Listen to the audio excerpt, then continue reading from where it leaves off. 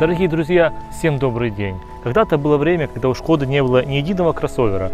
Сейчас же у них появился и Karoq, и Kodiaq. И сегодня мы посмотрим субкомпактный кроссовер от Шкода, Шкода Камик.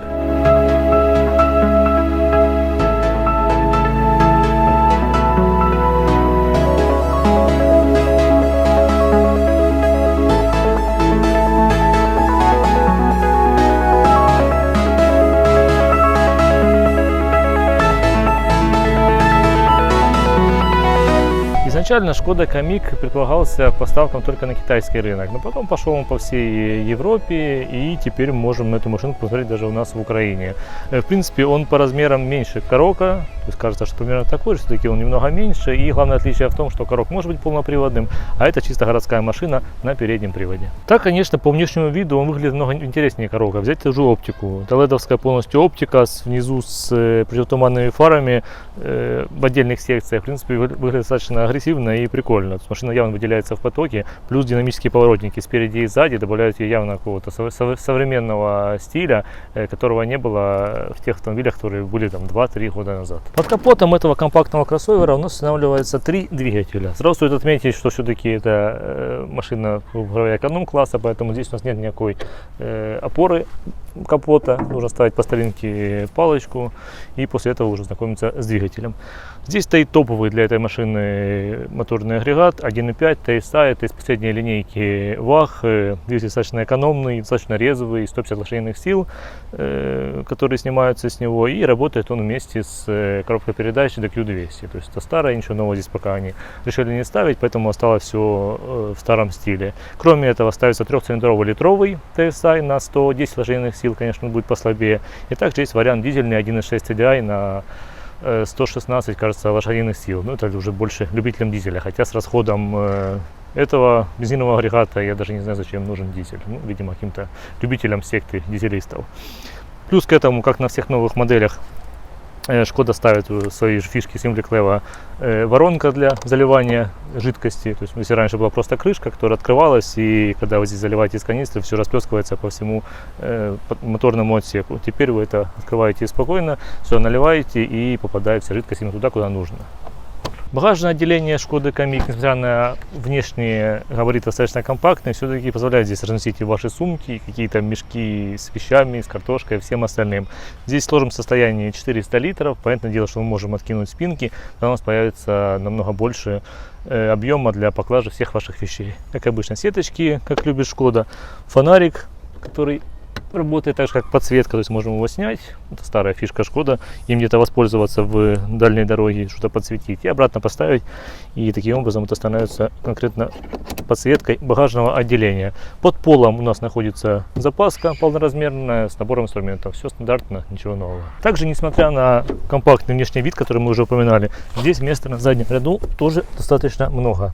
Я ростом 180 сантиметров здесь достаточно свободно сижу, при том, что сиденье отрегулировано в обычное положение, такое же, как для меня и спереди, поэтому, как вы видите, от колен места хватает, и сзади багажник у нас вполне не маленький, и здесь вполне можно свободно сидеть. Это тот самый случай, когда кажется, что снаружи машинка небольшая, а внутри у вас места предостаточно. В заднем ряду все стандартно, подсветка, обычные кнопочки, ничего нового здесь они не ставили, дефлекторы обдува, стеклоподъемник, двери, все. То есть здесь как бы даже нечего и рассказывать. Единственное, что сейчас все-таки Шкода стала ставить доводчики на ручки страха, так называемые. Теперь они не бьют по потолку, а сразу с завода идут с мягким закрытием. Бесключевой доступ, как полагает младшим моделям марки, здесь находится только на передних дверях. Сзади у нас этих штамповочек нет на ручках, поэтому только пассажир и передний, точнее водитель и передний пассажир могут пользоваться услугами быстрого доступа в автомобиль. Также фишки, опять же, Шкода SimplyClevo, как на Суперби и на старших моделях. Опять же, у нас есть здесь ниша для зонта, либо для щетки. То есть уже вы можете выбирать стандартный зонт Шкода, если вам пригодится в дождливую погоду. По внутрянке нас здесь встречает торпеда уже нового образца, которая ставится и на Scala. Да, она здесь, скорее всего, даже полная копия торпеды со Scala. И что такого же плана у нас ставится на Octavia 4-го поколения. Виртуальная панель приборов. Остался стандартный механический включатель света. большой экран, здесь минимум у нас управление климатом и рычаг селектора DSG. Беспроводная зарядка для телефона и два разъема USB Type-C. То есть старая школа, обычный USB здесь уже у нас не предусмотрены. Ручник, кстати, обычный механический, что не может не радовать, потому что я как только вижу кнопку электронного ручника, немножко она меня подбешивает. Здесь, к счастью, все нормально.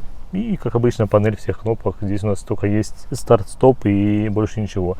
Каких-то здесь выборов режима, там, внедорожный, спортивный, здесь такого нет. Машина, как я уже говорил, чисто переднеприводная и на какое-то бездорожье не рассчитана. Под правой рукой у нас находится подлокотник. Совершенно удобно. Здесь немножко другого дизайна, не такой, как был на старых Шкодах.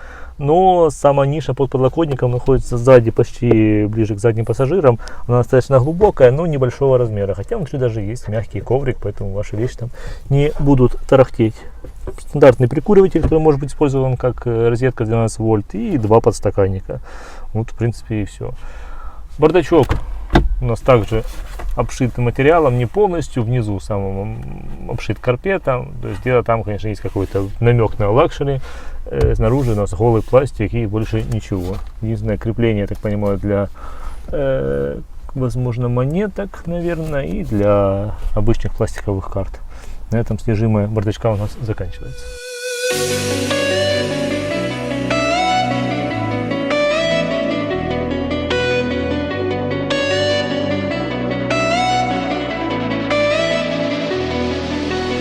Но все-таки, несмотря на то, что это переднеприводный небольшой кроссовер, который не предназначен для бездорожья, мы сегодня выбрали такую локацию для съемок. Как вы с вами видите, здесь у нас и отсутствие полной дороги, и к тому же прошел дождь, здесь и песчаная почва, и обычная грязь, и он даже нигде не забуксовал.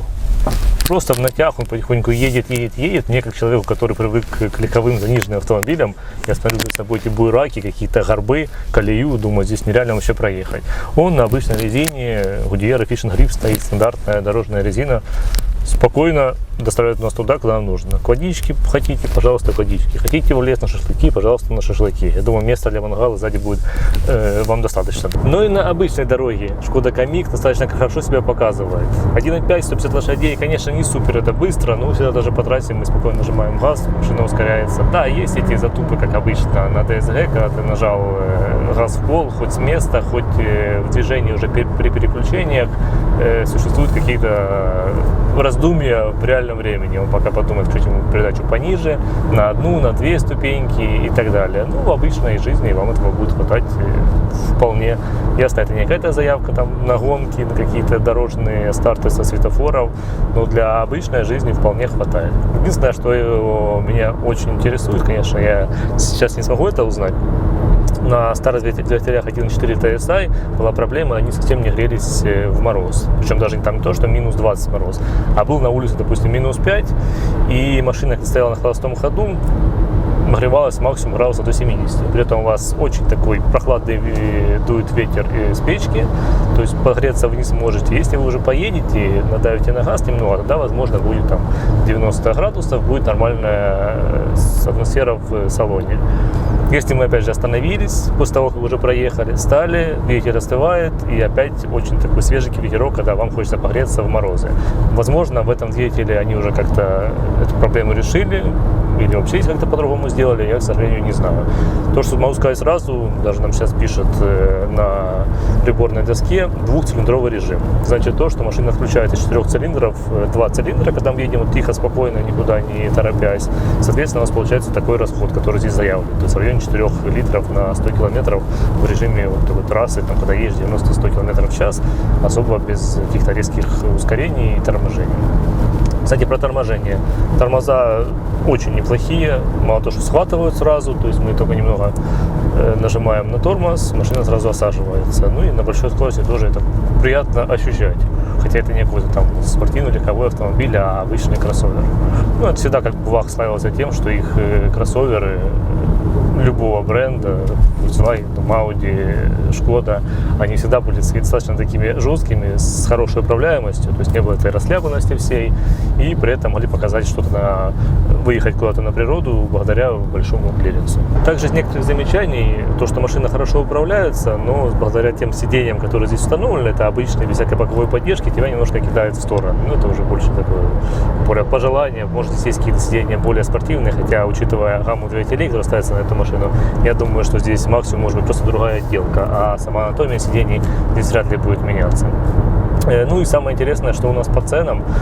Цены на Шкода Камик в Украине у нас стартуют примерно от $19 тысяч. Это за самую простую комплектацию, где у нас практически ничего не будет. Конечно, будет там выглядеть не очень симпатично, но за $1026 вы уже получаете максимальную Шкоду Камик с двигателем 1.5 TSI, который у нас сейчас на тесте. И здесь уже будут, соответственно, эти виртуальная панель приборов и различные вставочки под хром, под алюминия здесь нет, какая-то здесь такая полированная вставка, то ли алюминия, но под цвет бронзы сделана, то ли золото. Ну, понятное дело, что это все добавляет какого-то шика салону.